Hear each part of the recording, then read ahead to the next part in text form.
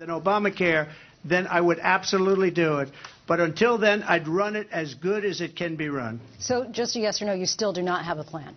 I have concepts of a plan. I'm not president right now. But if we come up with something, I would only change it if we come up with something that's better and less expensive. And there are concepts and options we have to do that. And you'll be hearing about it in the not-too-distant future. Vice President Harris, in 2017, you supported Bernie Sanders' proposal to do away with private insurance and create a government-run health care system. 2 years later, you proposed a plan that included a private insurance option. What is your plan today?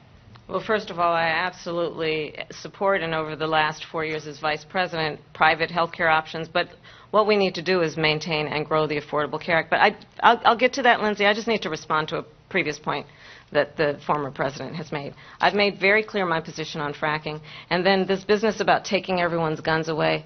Tim Walz and I are both gun owners. We're not taking anybody's guns away. So stop with the continuous lying about this stuff.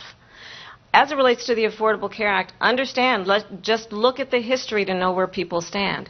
When Donald Trump was president, 60 times he tried to get rid of the Affordable Care Act. 60 times. I was a senator at the time.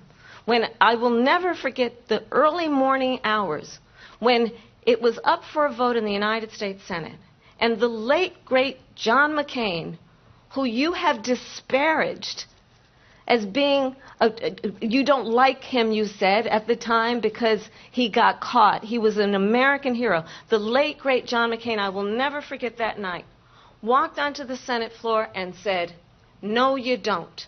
No, you don't. No, you don't get rid of the Affordable Care Act. You have no plan."